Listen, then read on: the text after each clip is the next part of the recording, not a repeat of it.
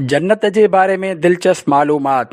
अल्हम्दुलिल्लाहि रब्बिल आलमीन वस्सलातु वस्सलामु अला सय्यिदिल मुरसलीन अम्मा बाद फ़अऊज़ु बिल्लाहि मिनश शैतानिर रजीम बिस्मिल्लाहिर रहमानिर रहीम।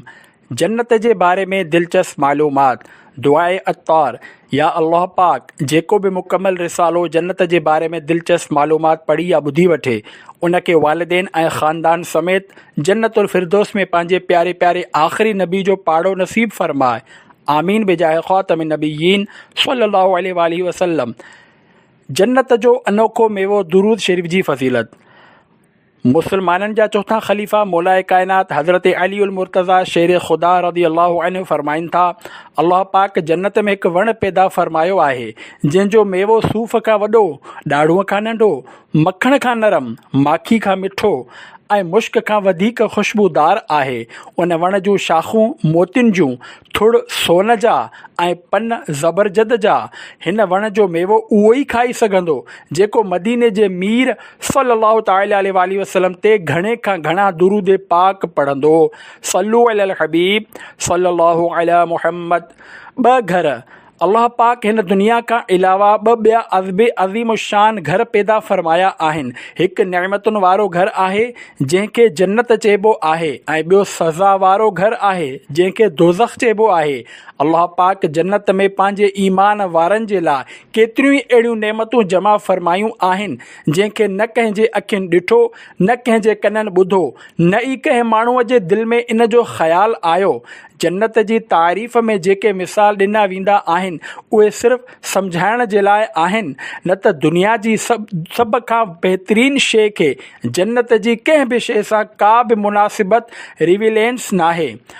जन्नत केतिरी वॾी आहे।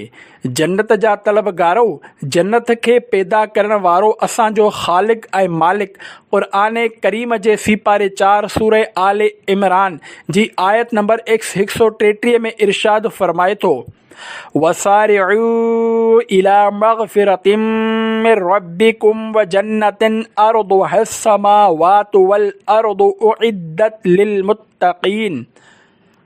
तर्जुमो कंज़ुल इरफान। पंहिंजे रब जी बख़्शिश ऐं उन जी जन्नत ॾांहुं डोड़ो जंहिंजी चौड़ाई आसमाननि ऐं ज़मीन जे बराबरि आहे। इहा परहेज़गारनि जे लाइ तयारु कई वई आहे। हिन आयत जी तफ़सीर में आहे त गुनाहनि खां तौबह, अल्लाह पाक जा फ़र्ज़ अदा करे, नेकियुनि ते अमल ऐं तमामु अमाल में इख़लास पैदा करे पंहिंजे रब जी बख़्शिश ऐं जन्नत ॾांहुं जल्दी कयो। पोइ जन्नत जी वुसअत खे अहिड़ी तरह बयानु फ़रमायो जीअं माण्हू सम्झी सघनि, छो त माण्हू जेका सभ खां वधीक वसीअ वॾी शइ ॾिसंदा आहिनि उहे आसमान ऐं ज़मीन ई आहिनि। इन सां उहे अंदाज़ो करे सघनि था त जेकॾहिं तमामु ज़मीनुनि ऐं आसमाननि खे तरतीब सां हिकु लाइन में रखे गॾु कयो वञे त जेका वुसअत ठहंदी उन सां जन्नत जी चौड़ाई जो अंदाज़ो लॻाए सघिजे थो त केतिरी वॾी आहे। तफ़सीर सिरातुल जिनान सीपारो 4 सूरह आले इमरान तहतुल आयत 133 53/2। मालूमाती सुवाल जवाब। अल्लाह पाक जी अता सां ग़ैब जूं ख़बरूं ॾियण वारे असांजे प्यारे प्यारे आका मदीने वारे मुस्तफ़ा सल्लल्लाहु अलैहि वसल्लम जी ख़िदमत में हरक़ल बादशाह लिखियो त जॾहिं जन्नत एतिरी वॾी आहे जो ज़मीन ऐं आसमान उन में समाइजी वञनि त पोइ दोज़ख किथे आहे। हुज़ूर अकरम सल्लल्लाहु तआला अलैहि वसल्लम जवाब में फ़रमायो, सुभान अल्लाह, जॾहिं ॾींहुं ईंदो आहे त राति किथे हूंदी आहे। मुफ़स्सिर क़ुरान हज़रत अल्लामा नईमुद्दीन मुराद आबादी रहमतुल्लाह अलैह लिखनि था, हिन फ़सीह ऐं बलीग़ गुफ़्तगू जी माना तमामु बारीक आहे।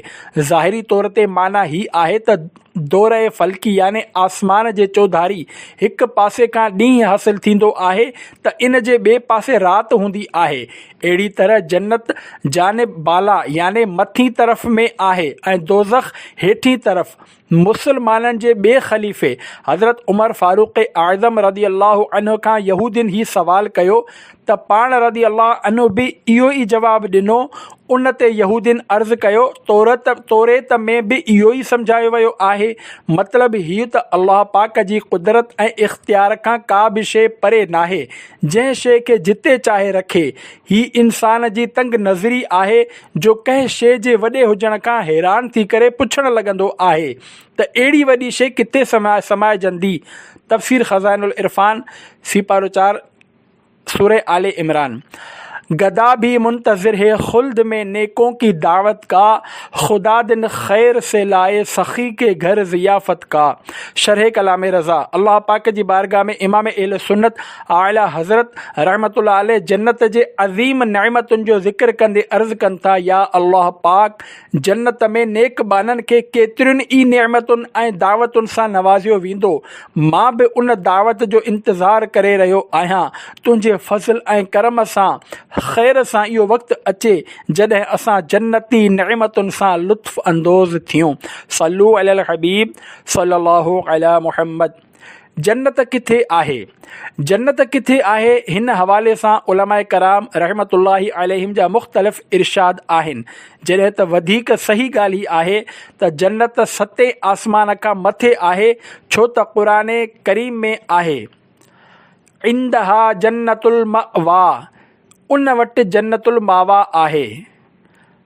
तकू इंद सिदरतिल मुंतहा, तर्जुमो कंजुल इरफान, सिदरतुल मुंतहा। सहाबी रसूल हज़रत अनस बिन मालिक रज़ी अल्लाहु अन्हु खां पुछियो वियो त जन्नत आसमान में आहे या ज़मीन में? फरमायाऊं, कहिड़ी ज़मीन ऐं कहिड़ो आसमान अहिड़ो आहे जंहिं में जन्नत समाइजी सघे? अर्ज़ु कयो वियो, पोइ किथे आहे? फरमायाऊं, आसमाननि जे मथां ऐं अर्श जे हेठियां। तफ़सीर ख़ाज़िन सीपारो 4 सूरह आले इमरान। प्यारा प्यारा इस्लामी भाइरो, जन्नत निहायत अज़ीम शान जॻह आहे। अल्लाह पाक जी रिज़ा ऐं उन जे दीदार जी जॻह आहे। क़ुरान करीम में जन्नत जी अज़मत ऐं शान खे कई भेरा बयानु कयो वियो आहे। अल्लाह पाक पंहिंजे प्यारे आख़िरी नबी मुहम्मद अरबी सल्लल्लाहु अलैहि वसल्लम जे सदक़े असांखे जन्नतुल फिरदौस में पंहिंजे प्यारे हबीब सल्लल्लाहु अलैहि वसल्लम जो पाड़ो नसीब फ़रमाए। बिला हिसाब हो जन्नत में दाखिला या रब, पड़ोस खुल्द में सरवर का हो अता या रब। जन्नत केतिरी वॾी आहे, जन्नत जी अज़मत जी बि छा ॻाल्हि कजे। जन्नत केतिरी वॾी आहे ही अल्लाह पाक ऐं उन जे ॿुधाइण सां संदसि रसूल सल्लल्लाहु अलैहि वसल्लम ई ॼाणनि था। ख़ुलासो ही आहे त जन्नत में 100 दर्जा आहिनि। हर 2 दर्जनि में एतिरो फ़ासिलो आहे जेतिरो ज़मीन ऐं आसमान जे विच में आहे। तिरमिज़ी शरीफ़ जी हदीस पाक में आहे त जेकॾहिं तमामु आलम हिकु दर्जे में जमा थियनि त सभिनी जे लाइ वसी आहे। तिरमिज़ी 269/4 हदीस 2540। जन्नत जी ख़ूबसूरती। इंसान दुनिया में ख़ूबसूरत मंज़र ॾिसी करे ख़ुदि ब ख़ुदि ॻाल्हाइणु लॻंदो आहे, हीअ त जन्नत जहिड़ो मंज़र आहे। यानी हीअ हिकु आम इंसान जे ज़हन में बि जन्नत जो नक्शो हसीन ऐं जमील आहे। पर यादि रखो त दुनिया जा तमामु ख़ूबसूरत मंज़र जन्नत जे साम्हूं का हैसियत नथा रखनि, छो त जन्नत एतिरी त ख़ूबसूरत आहे जो जेकॾहिं दुनिया में न जेतिरी का शइ दुनिया में ज़ाहिर थी वञे त तमामु ज़मीन ऐं आसमान इन सां रोशन थी वञनि। ऐं जेकॾहिं कंहिं जन्नती जो कंगण ज़ाहिर थी थिए त सिज जी रोशनीअ खे ख़तमु करे छॾे, जीअं सिज तारनि जी रोशनीअ खे ख़तमु करे छॾींदो आहे। तिरमिज़ी 271/4 हदीस 2547। जन्नत में दाख़िल थियण जो बयान। जन्नत जा दरवाज़ा एतिरा वेकरा हूंदा जो हिकु बाज़ू खां ॿिए बाज़ू ताईं तेज़ घोड़े जे 70 सालनि जो सफ़र हूंदो। यानी हिकु तेज़ रफ़्तार घोड़ो 70 सालनि ताईं डोड़ंदो रहे, एतिरा वॾा दरवाज़ा हूंदा। मसनद इमाम अहमद 475/5 हदीस 16/6। पोइ बि जन्नत में वञण वारनि जी एतिरी त वॾी तादाद हूंदी जो कुल्ले सां कुल्लो लॻंदो हूंदो, बल्कि रश जे करे दरवाज़ो चीचाट करणु लॻंदो। बहार शरीयत 154/1 हिसो 1। पहिरियों गिरोह जेको जन्नत में वेंदो उन्हनि जो मुंहुं ईअं रोशन हूंदो जीअं चोॾींहं जो चंड, ऐं ॿियो गिरोह जीअं ई को इंतिहाई रोशन सितारो। जन्नती सभई हिकु दिलि हूंदा, इन्हनि जो पाण में को इख़्तिलाफ़ ऐं बुग़्ज़ न हूंदो। बहार शरीयत 157/1 हिसो 1। जन्नत में वण कहिड़ा हूंदा। सहाबी रसूल हज़रत सलमान फ़ारसी रज़ी अल्लाहु अन्हु हिकु नंढड़ी काठी खणी करे फ़रमायो, जेकॾहिं जन्नत में हिन जेतिरी बि काठी तलाश कंदव त तव्हांखे नज़र न ईंदी। अर्ज़ु कयो वियो, पोइ खजी ऐं ॿिया वण किथे हूंदा? फ़रमायाऊं, उन्हनि जूं पाड़ूं मोतियुनि ऐं सोन जूं हूंदियूं ऐं मथां हिसे में मेवा हूंदा। जन्नत में हिकु वणु आहे जंहिंजी छांव में 100 सालनि ताईं तेज़ घोड़े ते सुवार हलंदो रहे, पोइ बि उहा छांव ख़तमु न थींदी। जन्नती महल ऐं उन जा दर ऐं भितियूं। जन्नत में मुख़्तलिफ़ क़िस्म जो जवाहर यानी क़ीमती पत्थर जा अहिड़ा साफ़ ऐं शफ़ाफ़ महल आहिनि जिन जो अंदरियों हिसो ॿाहिरि खां ऐं ॿाहिरियों अंदर खां नज़र ईंदो आहे। जन्नत जूं भितियूं सोन ऐं चांदी जी सिरुनि ऐं मुश्क जे गारे सां ठहियल आहिनि। हिकु सिर सोन जी, हिकु चांदी जी, ज़मीन ज़ाफ़रान जी, पत्थरनि जी जॻह ते मोती ऐं याकूत आहिनि। ऐं हिकु रिवायत में आहे त जन्नत अदन जी हिकु सिर सफ़ेद मोती जी आहे, हिकु ॻाढ़े याकूत जी, हिकु साए ज़बरजद जी ऐं मुश्क जो गारो आहे, ऐं गाह जी जॻह ते ज़ाफ़रान आहे। मोतियुनि जूं पथरियूं, अंबर जी मिट्टी। जन्नत में हिकु हिकु मोती जो ख़ैमो हूंदो जंहिंजी बुलंदी 60 मील हूंदी। बाहर शरीयत 154/1। इमाम मोहम्मद बिन मोहम्मद ग़ज़ाली रहमतुल्लाह अलैह जन्नती महल जो शौक़ ॾियारींदे इरशाद फ़रमाइनि था, हिन ॻाल्हि ते वॾो ताजुब आहे त जेकॾहिं तव्हांजो साथी या पाड़ेसिरी माल या वॾी इमारत में तव्हां खां अॻिते निकिरी वञे त तव्हांखे इहा ॻाल्हि अणवणंदड़ महसूसु थींदी आहे ऐं अव्हांजो सीनो तंग थी वेंदो आहे ऐं हसद जे करे तव्हांजी ज़िंदगी मुश्किल थी वेंदी आहे। जॾहिं त तव्हांजे लाइ सभ खां बहितर हालत ही आहे त तव्हां जन्नत में पंहिंजो मक़ाम बणायो। जन्नत में केतिरा ई अहिड़ा माण्हू आहिनि जेके जन्नत में नेकियुनि जे ज़रिए तव्हां खां अॻिते वधण वारा आहिनि ऐं दुनिया पंहिंजे तमामु माल ऐं असबाब सां गॾु बि इन्हनि जे बराबरि नथी थी सघे। इहिया उल उलूम 302/5। सफ़े मातम उठे खाली हो ज़िंदा टूटे ज़ंजीरें, गुनहगारो चलो मौला ने दर खोला है जन्नत का। शरह कलाम रज़ा। इमाम आली मकाम इमाम अहमद रज़ा ख़ान रहमतुल्लाह अलैह फ़रमाइनि था, क़यामत जे ॾींहुं नबी करीम सल्लल्लाहु अलैहि वसल्लम जी शफ़ाअत जो मंज़र तसवुर कंदे बयानु कनि था। अल्लाह पाक जी इजाज़त ऐं रहमत सां जॾहिं असांजा आका सल्लल्लाहु अलैहि वसल्लम गुनाहगारनि जी शफ़ाअत कंदा ऐं दोज़ख में वञण वारनि खे मुस्तफ़ा सल्लल्लाहु अलैहि वसल्लम जी शफ़ाअत जो सदक़ो मिलंदो, पोइ क़यामत जे ॾींहं जो मंज़र अहिड़ो हूंदो जो हिसाब ऐं किताब में परेशानी जी हालत में उथंदा, दोज़ख जे अज़ाब खां निजात मिलंदी ऐं आवाज़ ईंदो, गुनहगारो हलो हलो जन्नत जे तरफ़ हलो, अल्लाह ताला तव्हां लाइ जन्नत जो दरवाज़ो खोले छॾियो आहे। सल्लू अलल हबीब सल्लल्लाहु अला मुहम्मद। जन्नती मशरूबात। दुनिया जो लज़ीज़ खां लज़ीज़ शरबत ऐं जूस जन्नत जे मशरूबात ते क़ुर्बान, छो त दुनिया जे शरबत ऐं जूस जो ज़ाइक़ो वात में थोरी देरि ताईं रहंदो आहे, जॾहिं त जन्नत में 4 दरिया आहिनि, हिकु पाणी जो, ॿियो खीर जो, टियों माखीअ जो, चोथों शराब जो। पोइ उन्हनि मां शाखूं निकिरी हर जन्नती जे घर में वहंदियूं आहिनि। उतां जी नहरुनि जी शान इहा आहे जो उहे ज़मीन खोटे करे न वहंदियूं आहिनि, बल्कि ज़मीन जे मथां हलंदियूं आहिनि। वाहन जो हिकु पासो मोती जो आहे, ॿियो याकूत जो आहे ऐं वाहन जी ज़मीन ख़ालिस मुश्क जी आहे। उते शराब दुनिया जहिड़ी न आहे जंहिंमें बदबूई कोड़ाण ऐं नशो हुजे ऐं पीअण वारा बेअक़ल हवास विञाए करे बकवास करणु लॻनि। इहा पाक शराब उन्हनि सभिनी ॻाल्हियुनि खां ख़ाली आहे। बाहर शरीयत 155/1 हिसो 1। अल्लाह पाक क़ुरान पाक जे सिपारे 30 सूरह मुतफ़िफ़ीन जी आयत नंबर 25 खां 28 में इरशाद फ़रमाए थो, तर्जुमो कंज़ुल इरफ़ान, उन्हनि खे साफ़ सुथरो ख़ालिस शराब पीआरियो वेंदो जंहिं ते मुहर लॻल हूंदी, उन जी मुहर मुश्क जी आहे ऐं रग़बत करण वारे खे इन ई रग़बत करणु घुरिजे। इन्हीअ में रग़बत करणु घुरिजे ऐं इन जे मिलावट तस्नीम मां आहे हिकु चश्मो जंहिंमां मुक़र्रब बाना पीअंदा। तफ़सीर सिरातुल जिनान में इन्हनि आयतुनि जी तफ़सीर हिन तरह बयानु कई वई आहे। जन्नत में इन्हनि खे साफ़ सुथरी ख़ालिस शराब पीआरी वेंदी जंहिंजे थांवनि ते मुहर लॻल हूंदी ऐं अबरार ई उन्हनि जे महर टोड़ींदा। इन्हनि थांवनि ते लॻल मुहर मुश्क जी ठहियल हूंदी आहे ऐं रश्क करण वारनि खे अल्लाह जे फर्मा बरदारी जे तरफ़ जल्दी करे ऐं बुराई खां बची करे इन्हीअ ते रश्क करणु घुरिजे त जीअं इन्हनि खे मुश्क जी महर लॻल शराब हासिलु थिए ऐं उन शराब में तस्नीम मिलियल हुजे जेको जन्नत जे शराबनि में आला तरीन शराब आहे। ऐं तस्नीम शराब जो उहो चश्मो आहे जंहिंमां सिर्फ़ु अल्लाह जा प्यारा बाना पीअंदा ऐं तस्नीम शराब जा कुझु क़तरा बाक़ी जन्नती माण्हुनि जे शराब में शामिल कया वेंदा। तफ़सीर सिरातुल जिनान सफ़ो 30 सूरह मुतफ़िफ़ीन आयत नंबर 25 खां 28 580/10। जन्नती शराब कंहिं लाइ? अल्लाह जे महबूब आख़िरी नबी मुहम्मद अरबी सल्लल्लाहु अलैहि वसल्लम जिन फरमायो, जेको ही पसंदि करे थो त अल्लाह खेसि आख़िरत में शराब पीआरे त हू उनखे दुनिया में छॾे ॾे। मुअजम औसत 312/6 हदीस 88-79।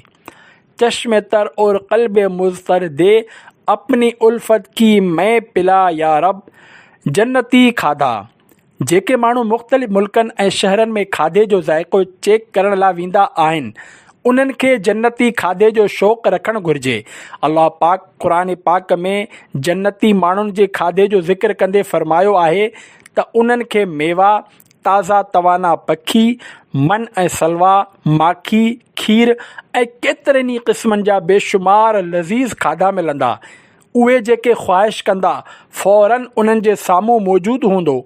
जेकॾहिं कंहिं पखी खे ॾिसी करे उन जो गोश्त खाइण ते दिलि चाहींदी त उन ई वक़्तु उहो भुॻल पखी वटसि अची पहुचंदो। जेकॾहिं पाणी वग़ैरह जी ख़्वाहिश कंदो त पाणी जो गिलास अज़ब ख़ुदि हथनि में अची वेंदो। इन में सही अंदाज़े जे मुताबिक़ पाणी, खीर, शराब, माखी हूंदो। हिकु क़तरो संदन ख़्वाहिश खां घटि या वधीक न हूंदो। पीअण खां पोइ उहे पाण मुरादो उतां हलिया वेंदा जितां आया हुआ।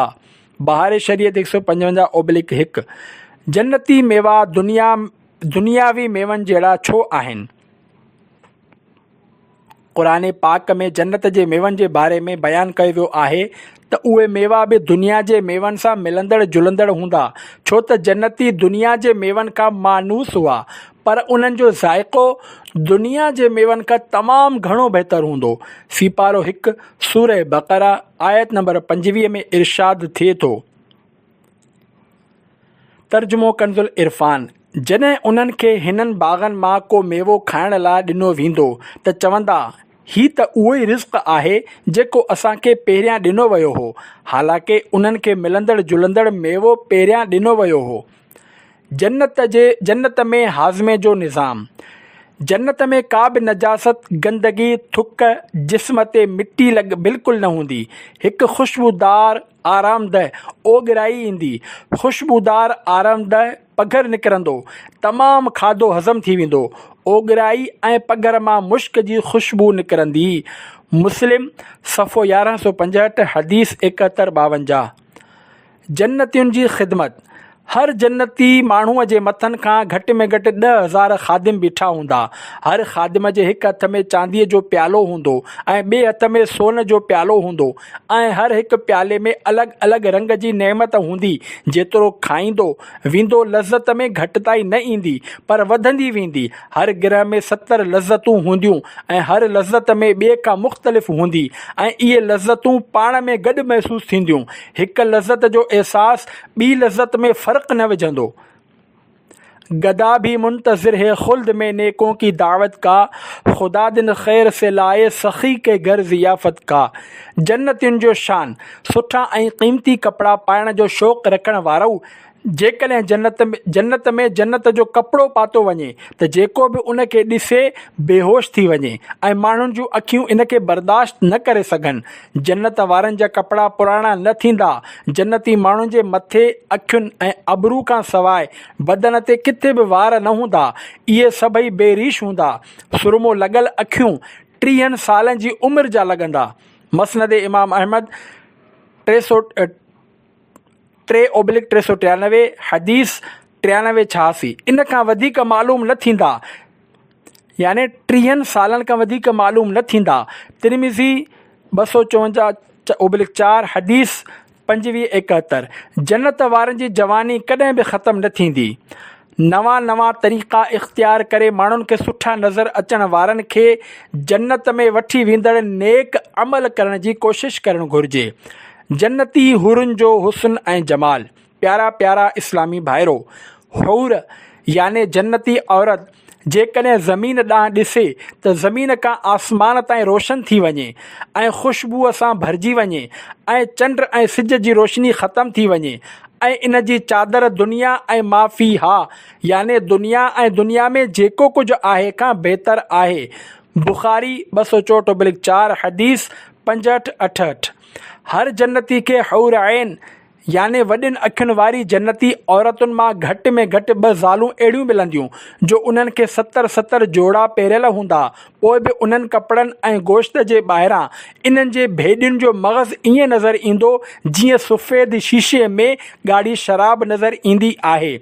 ऐं उहो इन करे जो अल्लाह पाक उन्हनि खे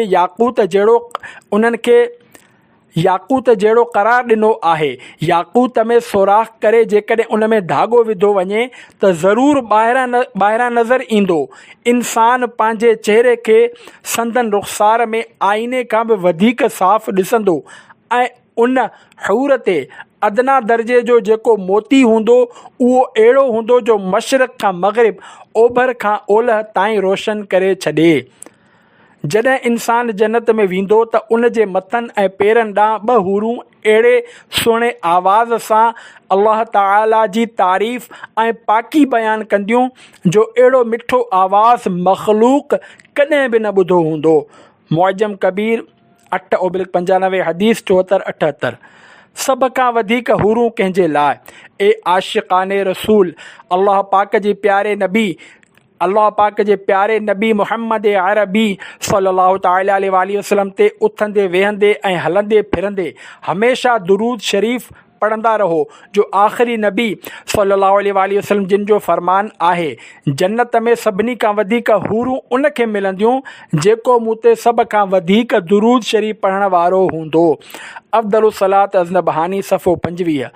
क्यों न ज़ेबा हो तुझे ताजवरी, तेरे ही दम की है सब जलवागरी। मलको जिन्नो बशर हुरो परी जान सब तुझ पे फ़िदा करते हैं। शरह कलाम रज़ा। इमाम अहमद रज़ा ख़ान रहमतुल्लाह अलैह बारगाह रिसालत में अर्ज़ कयो, या रसूल अल्लाह सल्लल्लाहु अलैहि वसल्लम, अल्लाह जे फज़ल सां दुनिया ऐं आख़िरत जी बादशाही तव्हां ई खे लाइक़ु आहे, छो त दुनिया ऐं आख़िरत जूं सभु बहारूं ऐं नेमतूं तव्हां ई जे सदक़े आहिनि। तव्हांजी जेकॾहिं दुनिया में तशरीफ़ आवरी न थिए हा त अल्लाह पाक हिन दुनिया खे पैदा ई न फ़रमाए हा। ख़ालिक़े कोनैन जी अता सां अवां मालिक कोनैन आहियो। मलाइक, जिन, इंसान, हुरूं, परियूं सभई अवां ते क़ुर्बान थींदा आहिनि। वो जो न थे तो कुछ न था, वो जो न हो तो कुछ न हो।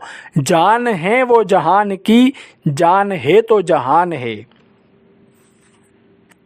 जन्नतुनि जी सुवारी ऐं ख़ादिम। जन्नत में दाख़िल थियण जी ख़्वाहिश रखण वारो जेकॾहिं जन्नती पाण में मिलणु जुलणु चाहींदा त हिक जो तख़्त ॿिए वटि उॾामी किरी वेंदो।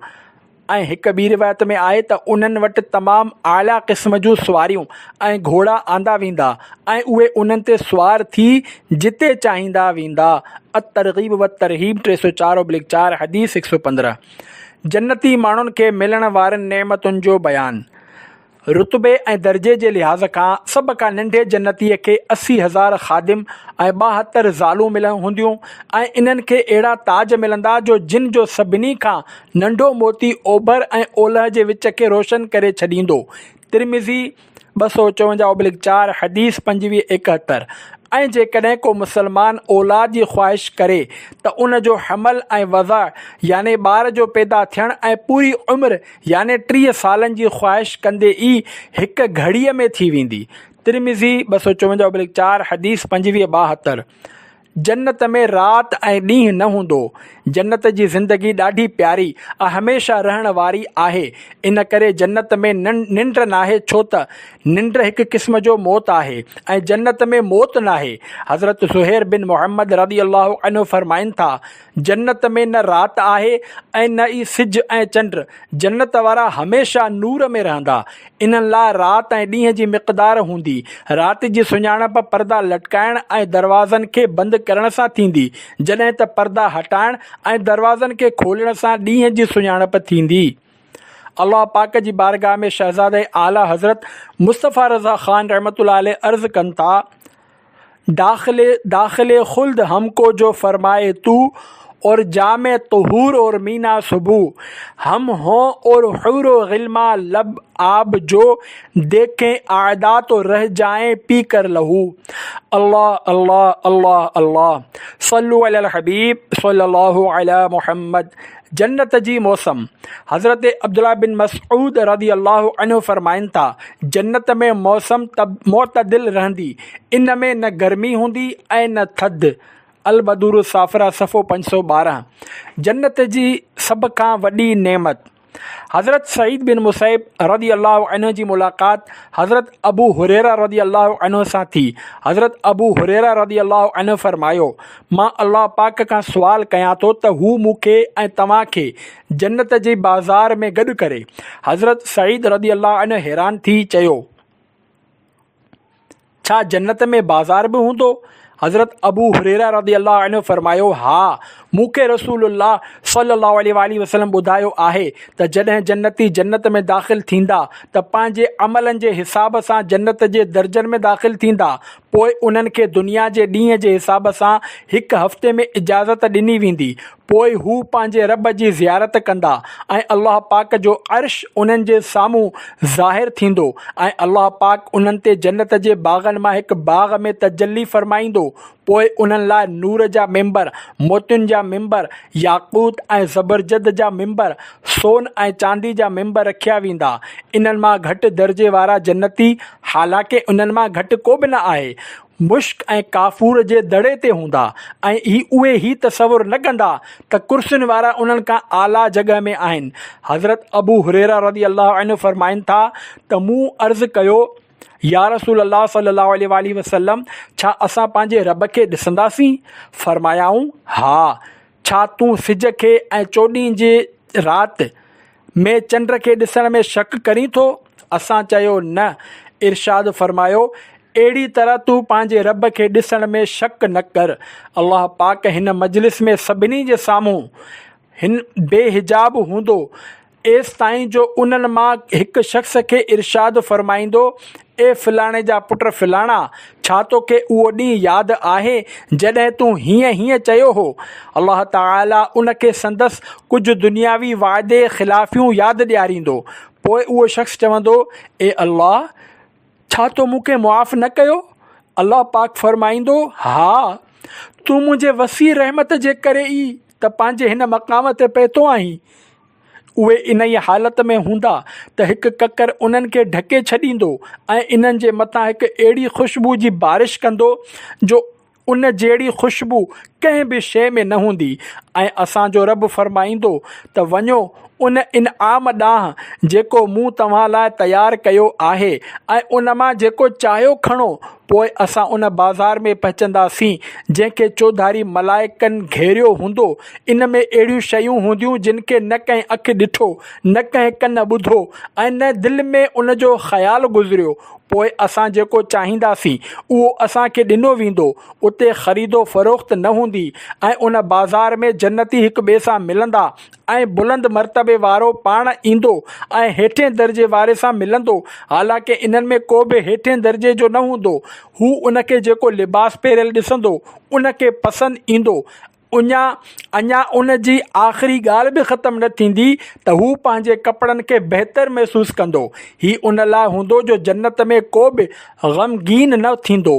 पोइ असां पंहिंजे घरनि ॾांहुं वापसि वेंदासीं ऐं असां जूं ज़ालूं असां सां मिलंदियूं ऐं चवंदियूं, मरहबा, भली करी आया। जंहिं वक़्तु तव्हां हितां विया हुयव उन जे मुक़ाबले हाणे तव्हांजो हुस्न ऐं जमाल तमामु घणो वधीक आहे।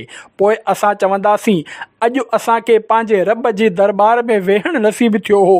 ख़ुदाए जब्बार जे हुज़ूर में असांखे वेहण जो मौक़ो नसीबु थियो। असांजो हक़ इहो ई हो त अहिड़ी तरह मोटूं जीअं हाणे मोटिया आहियूं। तिरमिज़ी हदीस 276/4 हदीस 2558। छा औरतुनि खे जन्नत में रब जो दीदार थींदो? रब जे दीदार जे बारे में सही ॻाल्हि इहा आहे त दीदार जन्नती मर्दनि ऐं औरतुनि ॿिन्ही खे थींदो। मिरआतुल मनाजी 517/7। अल्लाह जी ख़ासि महिरबानी। हज़रत मुफ़्ती अहमद यार ख़ान रहमतुल्लाह अलैह लिखनि था, जन्नत जे नेमतुनि में सभ खां वॾी नेमत हीअ हूंदी त अल्लाह पाक जन्नतियुनि सां राज़ी थींदो, उन सां कॾहिं बि नाराज़ न थींदो। महबूब जी ख़ुशी आशिक़ लाइ वॾी नेमत आहे। यादि रखणु घुरिजे त अल्लाह जी रिज़ा ऐं अल्लाह जो दीदार कंहिं बि अमल जो बदिलो न हूंदो, उहो अल्लाह पाक जो ख़ासि तोहफ़ो हूंदो। नूरुल इरफान सफ़ो 315। जन्नतूं केतिरियूं आहिनि? जन्नतुनि जो तादाद 8 आहे, जिन जा नाला हिन तरह आहिनि: दारुल जलाल, दारुल क़रार, दारुल सलाम, जन्नत अदन, जन्नत मावा, जन्नत खुल्द, जन्नतुल फिरदौस, जन्नत नईम। तफ़सीरुल बयान 82/1। तफ़सीरुल बयान 1/82। जन्नत जी दुआ। अल्लाह जे महबूब आख़िरी नबी मक्की मदनी मुहम्मद अरबी सल्लल्लाहु अलैहि वसल्लम इरशाद फ़रमायो, जंहिं अल्लाह खां 3 दफ़ा जन्नत जो सुवाल कयो त जन्नत चवंदी आहे, ए अल्लाह, इन खे जन्नत में दाख़िल करे छॾ। ऐं जंहिं शख़्स दोज़ख जी बाहि खां 3 दफ़ा पनाह घुरी त दोज़ख चवंदो आहे, ए अल्लाह, हिन खे दोज़ख खां पनाह में रख। तिरमिज़ी 257/4 हदीस 2581। कहिड़ी जन्नत जी दुआ घुरी वञे? हिक ॿी हदीस में हुज़ूर अकरम सल्लल्लाहु अलैहि वसल्लम जिन फ़रमायो, जॾहिं तव्हां अल्लाह खां सुवाल कयो त फिरदौस जो सुवाल कयो। तिरमिज़ी 238/4 हदीस 2538। प्यारा प्यारा इस्लामी भाइरो, छा तव्हांखे ख़बर आहे त जन्नतुल फिरदौस कहिड़ी जन्नत आहे? असांजा प्यारा आका मदीने वारा मुस्तफ़ा सल्लल्लाहु अलैहि वसल्लम, अहले बैत ऐं असहाबे रसूल जन्नतुल फिरदौस में हूंदा। इन ई करे अमीर अहले सुन्नत दामत बरकातुहुल आलिया पंहिंजे नज़मुनि ऐं दुआउनि में अक्सर जन्नतुल फिरदौस घुरंदा आहिनि। अल्लाहुम्मा अदखिलना जन्नतल फिरदौस बिग़ैर हिसाब। मेरी सरकार के कदमों में ही इंशा अल्लाह मेरा फिरदौस में अत्तार ठिकाना होगा। हदीस जे हुक्म ते अमल करण जी नियत सां अल्लाह पाक जी बारगाह में दुआ करियूं था, या अल्लाह पाक आख़िरी नबी मुहम्मद अरबी सल्लल्लाहु अलैहि वसल्लम जे वसीले असांखे बग़ैर हिसाब ऐं किताब जे जन्नतुल फिरदौस में पंहिंजे प्यारे हबीब लबीब सल्लल्लाहु अलैहि वसल्लम जो पाड़ो नसीब फ़रमाए। या अल्लाह पाक मूंखे बग़ैर हिसाब ऐं किताब जे जन्नतुल फिरदौस में आका करीम सल्लल्लाहु अलैहि वसल्लम जो पाड़ो नसीब फरमाए। या अल्लाह पाक असांखे जन्नतुल फिरदौस में प्यारे प्यारे आख़िरी नबी करीम सल्लल्लाहु अलैहि वसल्लम जो पाड़ो अता फरमाए। आमीन बिजाह ख़ातमिन नबीयीन सल्लल्लाहु अलैहि वसल्लम। सल्लु अलल हबीब सल्लल्लाहु अलैहि मुहम्मद। हलो हलो जन्नत ॾांहुं हलो, जन्नत जा तलबगारो। अल्लाह पाक ईमान वारनि लाइ जन्नत में केतिरियूं ई ख़ूबसूरत ऐं आला नेमतूं पैदा फ़रमायूं आहिनि। अल्लाह पाक असांखे पंहिंजी रहमत सां असांखे बि इन्हनि नेमतुनि सां नवाज़े ऐं असांखे जन्नत में बग़ैर हिसाब ऐं किताब जे दाख़िला अता फ़रमाए। दुनिया में ख़ूबसूरत नज़ारा ॾिसण लाइ माण्हू हज़ारे ऐं किरोड़े रुपया ख़र्च करे मुख़्तलिफ़ हंधनि ते वेंदा आहिनि, बल्कि हिकु मुल्क खां ॿिए मुल्क जो सफ़र बि कंदा आहिनि। दुनिया जा ख़ूबसूरत तरीन मंज़र जन्नत जे हुस्न जे मुक़ाबले में कुझु बि न आहिनि। काश जबलनि ॾुखियनि रस्तनि ते हली करे, बल्कि कॾहिं कॾहिं पंहिंजी जान ख़तरे में विझी करे दुनिया जी फ़ना थियण वारी ख़ूबसूरती ॾिसण जे लाइ वञण वारनि जे दिलनि में जन्नत जी अबदी हुस्न जी तमन्ना पैदा थिए। जॾहिं तव्हां दुनिया जो ख़ूबसूरत मंज़र ॾिसो त तसवुरु कयो जंहिं रब फ़ना थियण वारी हिन दुनिया खे एतिरो ख़ूबसूरत बणायो आहे, जेका ॾिसण जे एतबार सां फर्मा बरदार ऐं गुनाहगार ॿिन्ही लाइ बराबरि आहे, त उन ख़ुदा पंहिंजे जन्नत जेका सिर्फ़ु सालिहनि ऐं फर्मा बरदारनि लाइ ठाही आहे, उहा केतिरी ख़ूबसूरत हूंदी। इहा बि अहिड़ी आहे जेका कॾहिं बि ख़तमु न थींदी। चंद मिंट ऐं चंद लम्हनि लाइ न, बल्कि उन जी रहमत सां बि जन्नत में दाख़िल थियण वारे खे अबदी ज़िंदगी नसीब थींदी। काश जन्नत हासिल करण लाइ नेक अमल करण जो जज़्बो पैदा थिए। दुनिया जे चंद ॾींहंनि जी सैर ऐं तफ़रीह जे लाइ ऐं ख़ूबसूरत मंज़र ॾिसण लाइ सख़्त महिनत बर्दाश्त करे सघिजे थी, त पोइ जन्नत हासिल करण लाइ नेक अमल करण जी कोशिश छो नथी थिए। इमाम मुहम्मद बिन मोहम्मद ग़ज़ाली रहमतुल्लाह अलैह फ़रमाइनि था, जन्नत जी हक़ीक़त ऐं जन्नती माण्हू जे नेमतुनि ऐं ख़ुशियुनि जो तसवुरु करे ग़ौर करियो ऐं उन शख़्स जी पेशेमानीअ जो अंदाज़ो करियो जंहिं जन्नत जे बदिले दुनिया ते क़िनात कई ऐं जन्नत खां महरूम थी वियो। इहयाउल उलूम जिल्द 5 303/5। जन्नत जा तलबगारो, जन्नत खे इबादत जे सख़्तियुनि सां ढकियो वियो आहे। हिन दुनिया जे 50-60 सालनि जी मुख़्तसर ज़िंदगी इबादत में गुज़ारे करे हमेशा जी ज़िंदगी आराम ऐं सुकून में गुज़ारियो। पंहिंजे नफ़्स खे मशक़त में विझी इबादत ऐं रियाज़त में वक़्तु गुज़ारे, सुन्नतुनि ते अमल करे, नेकीअ जी दावत ॾेई करे, गुनाहनि खां बची करे, ॿियनि खे बचाईंदे ज़िंदगी गुज़ारण वारो अल्लाह पाक जी रहमत ई सां जन्नत में दाख़िल थींदो। यकीनन जन्नत अल्लाह पाक जी रहमत सां मिलंदी, छो त जन्नत में दाख़िल थियण लाइ नेक कमु करण ऐं गुनाहनि खां पासो करण जो हुकुम फरमायो वियो आहे। इन करे असांखे कोशिशि करणु घुरिजे त उन जा फर्मा बरदार बाना बणिजी वञूं। अल्लाह ताला असांखे पंहिंजी रहमत, पंहिंजे करम ऐं पंहिंजे आख़िरी नबी मुहम्मद अरबी सल्लल्लाहु अलैहि वसल्लम जे सदक़े असां गुनाहगारनि खे पंहिंजे पाकीज़ा घर जन्नत में बग़ैर हिसाब ऐं किताब जे दाख़िला नसीब फरमाए। आमीन बिजाए ख़ातम नबीयीन सल्लल्लाहु अलैहि वसल्लम। जन्नत में वठी वञण वारा अमल। हूअं त हर नेक अमल जन्नत में वठी वञी सघे थो। हाणे उन्हनि नेक अमलनि मां कुझु बयानु कया पिया वञनि जिन ते अमल करण वारनि जे बारे में हदीसुनि ऐं रिवायतुनि में जन्नत जूं बिशारतूं ॾिनियूं वयूं आहिनि। अल्लाह जी रिज़ा जे लाइ इन्हनि ते अमल करणु जन्नत में दाख़िल थियण जो सबबु बणिजी सघे थो। 1. इस्लाम जो कलमो। मुसलमाननि जे 3 ख़लीफ़े हज़रत उस्मान गनी रज़ियल्लाहु अन्हु खां रिवायत आहे त नबी करीम सल्लल्लाहु अलैहि वसल्लम फरमायो, जेको शख़्स ला इलाहा इल्लल्लाह, अल्लाह खां सिवा को बि माबूद न आहे जो यकीन रखंदे उहो जन्नत में दाख़िल थींदो। मसनद अबू दाऊद सफ़ो 265 हदीस 1965। हज़रत अल्लामा अब्दुल मुस्तफ़ा आज़मी रहमतुल्लाह अलैह फरमाइनि था, ही इस्लाम जो उहो बुनियादी कलमो आहे जंहिं ते इस्लाम जी सॼी अमारत क़ाइमु आहे। ही कलमो बिला शक जन्नत ॾांहुं वठी वञण वारो अमल, बल्कि जन्नत में वठी वेंदड़ सभिनी सालेह अमलनि याने नेक अमलनि जो असुल ऐं बुनियाद आहे। हदीस में जिते सिर्फ़ु ला इलाहा इल्लल्लाह जो ज़िक्र आहे, उते इन मां मुराद पूरो कलमो याने ला इलाहा इल्लल्लाहु मुहम्मदुर रसूलुल्लाह आहे। बेश्त जूं कुंजूं सफ़ो 33। नंबर 2, सुन्नतुनि ते अमल। सुन्नत जी पैरवी करणु न रुगो जन्नत में दाख़िल थियण जो सबबु आहे, पर सुन्नत ते अमल करण वारा ख़ुशनसीब आशिक़ान रसूल खे जन्नत में प्यारे आका मदीने वारे मुस्तफ़ा सल्लल्लाहु अलैहि वसल्लम जो पाड़ो मिलंदो।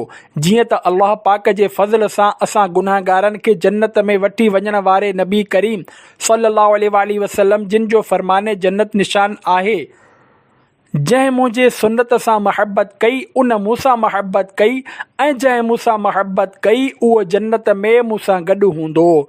मिशकातुल मसाबी 55/1 हदीस 175। सीना तेरी सुन्नत का मदीना बने आका, जन्नत में पड़ोसी मुझे तुम अपना बनाना। 3, जन्नत जा 8 ई दरवाज़ा खुली वेंदा आहिनि। हदीस पाक में आहे, जंहिं चङी तरह वुज़ू कयो ऐं पोइ आसमान ॾांहुं निहारियो ऐं कलमो शहादत पढ़ियो, उन लाइ आसमान जा 8 ई दरवाज़ा खोलिया वेंदा आहिनि, जंहिं मां चाहे अंदरि दाख़िल थिए। दारमी 196/1 हदीस 716। 4, मस्जिद ठारायो, जन्नती महल हासिल कयो। अल्लाह पाक जी अता सां मालिक जन्नत क़ासिम नेमत हुज़ूर अकरम सल्लल्लाहु अलैहि वसल्लम फरमायो, जेको अल्लाह जे लाइ हिकु मस्जिद ठाहींदो त अल्लाह पाक उन लाइ जन्नत में घर ठाहींदो। इब्ने माजा 408/1 हदीस 737। हज़रत मुफ्ती अहमद यार ख़ान नईमी रहमतुल्लाह अलैह फरमाइनि था, मस्जिद नंढी हुजे या वॾी, अकेलो ठाहे या ॿियनि सां मिली करे, जेकॾहिं नियत सची आहे त इंशा अल्लाह उहो ई सवाब याने जन्नत में हिकु घर आहे। मिरआतुल मनाजी 183/5। 5, नमाज। मदीने जे ताजदार सल्लल्लाहु अलैहि वसल्लम जो फरमाने जन्नत निशान आहे। अल्लाह पाक इरशाद फरमाए थो, जेकॾहिं को बानो पंहिंजी नमाज़ वक़्त ते क़ाइमु रखे त मुंहिंजे बाने जो मुंहिंजे ज़िम्मे करम ते अहद आहे त मां उनखे अज़ाब न ॾियां, खेसि बग़ैर हिसाब जे जन्नत में दाख़िल कयां। पढ़ते रहो नमाज तो चेहरे पे नूर है, पढ़ता नहीं नमाज वो जन्नत से दूर है। 6, सुन्नत मुअक्कदा। अल्लाह पाक जी रहमत सां भरपूर जन्नत जी तमन्ना में बेताब थी वञो ऐं उनखे हासिल करण लाइ कोशिशूं तेज़ कयो। फ़र्ज़ नमाज़ुनि सां गॾु सुन्नत मुअक्कदा जी बि आदत बणायो ऐं जन्नत में दाख़िल थी वञो। जीअं सभिनी मुसलमाननि जे प्यारी अमड़ हज़रत उम्मे हबीबा रज़ी अल्लाहु अन्हा खां रिवायत आहे त सरकारे मदीना हुज़ूर सल्लल्लाहु अलैहि वसल्लम फरमायो, जेको शख़्स ॾींहुं ऐं राति में 12 रकातूं पढ़ंदो उन लाइ जन्नत में हिकु घर ठाहियो वेंदो। 4 रकातूं ज़ुहर जी नमाज़ खां पहिरियां ऐं 2 रकातूं ज़ुहर जी नमाज़ खां पोइ ऐं 2 रकातूं मग़रिब खां पोइ ऐं 2 रकातूं इशा खां पोइ ऐं 2 रकातूं फजर जी नमाज़ खां पहिरियां आहिनि। कुल 12 रकातूं सुन्नत मुअक्कदा आहिनि। तिरमिज़ी 424/1 हदीस 415। हिकु हदीस में आहे, जेको ज़ोर खां पहिरियां ऐं ज़ोर खां पोइ 4 रकातूं पाबंदी सां पढ़ंदो, अल्लाह पाक उन लाइ बाहि खे हराम कंदो। तिरमिज़ी 435/1 हदीस 428। अल्लामा तहतावी रहमतुल्लाह अलैह फरमाइनि था, अहिड़ो शख़्स बिल्कुलु बि बाहि में दाख़िल न थींदो ऐं उन जा गुनाह मिटाया वेंदा ऐं उन जे मथां जेके बि मुतालबा हूंदा अल्लाह पाक उन जे फ़रीक़ खे राज़ी कंदो, या इन जो मतिलबु इहो हूंदो त उहो उनखे अहिड़े कम करण जी तौफ़ीक़ ॾींदो जिन ते सज़ा न हुजे। हाशियतुल तहतावी अला दरुल मुख़्तार 284/1। अल्लामा शामी रहमतुल्लाह अलैह फरमाइनि था, अहिड़े माण्हू लाइ ख़ुशख़बरी आहे जो सआदत ते उन जो ख़ात्मो थींदो ऐं दोज़ख में न वेंदो। रद्दुल मुहतार 547/2। 7, नमाज़ तहज्जुद। हज़रत अब्दुल्ला बिन सलाम रज़ी अल्लाहु अन्हु खां रिवायत आहे त जॾहिं हुज़ूर अकरम सल्लल्लाहु अलैहि वसल्लम मदीने में आया त पहिरीं हदीस जेका मूं पाण सॻोरनि सल्लल्लाहु अलैहि वसल्लम खां ॿुधी उहा हीअ हुई त ए इंसानो, तव्हां सलाम खे फैलायो, खाधो खारायो, पंहिंजे माइटनि सां सुठो सलूक कयो ऐं राति जो जॾहिं सभई माण्हू सुम्ही रहिया हुजनि त नमाज़ पढ़ो। तव्हां ईअं कंदव त तव्हां जन्नत में सलामतीअ सां दाख़िल थी वेंदव। तिरमिज़ी 219/4 हदीस 2493। नमाज़ तहज्जुद जी बरकत सां बख़्शिश। सिलसिले आलिया क़ादरिया रज़विया अतारिया जे 11हें पीर ऐं मुर्शिद हज़रत जुनैद बग़दादी रहमतुल्लाह अलैह खे वफ़ात खां पोइ कंहिं ख़्वाब में ॾिठो ऐं अर्ज़ु कयो, ए अबुल क़ासिम, ही संदन कुनियत आहे, मरण खां पोइ अव्हां सां कहिड़ो मुआमिलो थियो? हुन चयो, असांखे सिर्फ़ु उन्हनि नंढियुनि नंढियुनि रकातुनि फ़ाइदो ॾिनो जेको असां सहरी जे वक़्त में अदा कंदा हुआसीं। हिलियतुल ओलिया 276/10 रक़म 15/20। नंबर 8 तहियतुल वुज़ू नमाज़। नबी करीम सल्लल्लाहु अलैहि वसल्लम फ़जर जी नमाज़ जे वक़्तु हज़रत बिलाल रज़ियल्लाहु अन्हु खे फ़रमायो, ए बिलाल, इस्लाम में सभ खां वधीक उम्मीद वारो अमल जेको तो कयो हुजे उहो ॿुधाए, छो त मूं पंहिंजे अॻियां जन्नत में तुंहिंजे हलण जो आवाज़ु ॿुधो आहे। त हज़रत बिलाल रज़ियल्लाहु अन्हु अर्ज़ु कयो, मुंहिंजो सभिनी खां वधीक उम्मीद वारो अमल इहो ई आहे त मां ॾींहुं या राति जी कंहिं बि वक़्त में जॾहिं वुज़ू कंदो आहियां त मुंहिंजी मुक़दर में जेका नमाज़ लिखियलु आहे उनखे हिन वुज़ू सां पढ़ी वठंदो आहियां। बुख़ारी 390/1 हदीस 1149। मुफ़्ती अब्दुल मुस्तफ़ा आज़मी रहमतुल्लाह अलैह लिखनि था, हज़रत बिलाल रज़ियल्लाहु अन्हु जो जन्नत में हुज़ूर अकरम सल्लल्लाहु अलैहि वसल्लम जे अॻियां हलण बेअदबी जी ॻाल्हि नाहे। बादशाह जा कुझु ख़ादिम बादशाह जे पुठियां पुठियां ऐं कुझु ख़ादिम जहिड़ोकि नक़ीब ऐं चौकीदार अॻियां अॻियां हलंदा आहिनि ऐं इहे ॿई बादशाह जा बाअदब नौकर ई हूंदा आहिनि। ही हदीस हज़रत बिलाल जे बुलंद रुतबे खे ज़ाहिर करे थी त हू जन्नत में नबी करीम सल्लल्लाहु अलैहि वसल्लम जो नक़ीब हूंदो ऐं नबी करीम सल्लल्लाहु अलैहि वसल्लम जी आमद जो ऐलान कंदे अॻियां अॻियां हलंदो। ऐं हदीस पाक मां ज़ाहिर थिए थो त ही बुलंद मर्तबो खेसि तहियतुल वुज़ू जे बदौलत अता कयो वियो आहे। बिश्त जूं कुंजियूं सफ़ो 77। मदनी गुल। वुज़ूअ खां पोइ उज़वा सुकी वञण खां पहिरियां 2 रकातूं नमाज़ पढ़णु मुस्तहब आहे। 9 ज़कात। ॻोठ में रहंदड़ हिकु सहाबी प्यारे आका सल्लल्लाहु ताला अलैहि वसल्लम जी बारगाह में हाज़िर थी करे अर्ज़ु कयो, मुंहिंजे कंहिं अहिड़े अमल ते रहनुमाई फ़रमायो त जॾहिं मां उहो अमल करियां त जन्नत में हलियो वञा। त नबी करीम सल्लल्लाहु अलैहि वसल्लम जिन फ़रमायो, अल्लाह पाक जी इबादत करियो, उन सां कंहिंखे बि शरीक न कयो, फ़र्ज़ नमाज़ क़ाइमु कयो, ज़कात ॾियो ऐं रमज़ान जा रोज़ा रखो। उन उहो ॿुधी करे अर्ज़ु कयो त कसम आहे उन ज़ात जो जंहिंजे कुदरत में मुंहिंजो साहु आहे त मां इन खां वधीक न कंदुसि।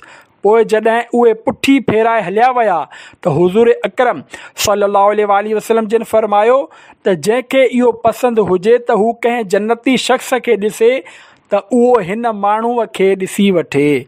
बुख़ारी 472/1 हदीस 1397। 10 रोज़ा रखणु। आख़िरी नबी सल्लल्लाहु अलैहि वसल्लम जिन फ़रमायो आहे, जन्नत में हिकु दरवाज़ो आहे जंहिंखे बाबुर रैयान सॾियो वेंदो आहे। उन मां क़यामत जे ॾींहुं रोज़ेदार जन्नत में दाख़िल थींदा। रोज़ेदारनि खां सवाइ को बि हिन दरवाज़े मां जन्नत में दाख़िल न थींदो। चयो वेंदो, रोज़ेदार किथे आहिनि? पोइ उहे उथी बीहंदा ऐं इन में उन्हनि खां अलावा ॿियो को बि दाख़िल न थींदो। जॾहिं उहे माण्हू दाख़िल थी वेंदा त उहो दरवाज़ो बंदि कयो वेंदो। बुख़ारी 625/1 हदीस 1896। 11 हज। साहबी रसूल हज़रत अबू हुरैरा रज़ियल्लाहु अन्हु खां रिवायत आहे त रसूलुल्लाह सल्लल्लाहु अलैहि वसल्लम जिन फ़रमायो, हिकु उमिरे खां ॿिए उमिरे ताईं इन्हनि जे विच में गुनाहनि जो कफ़ारो आहे ऐं मक़बूल हज जो जन्नत खां सवाइ को बि सवाबु नाहे। बुख़ारी 586/1 हदीस 1773। नंबर 12 दुनिया में रहंदे पंहिंजो जन्नती मक़ाम ॾिसण जो वज़ीफ़ो।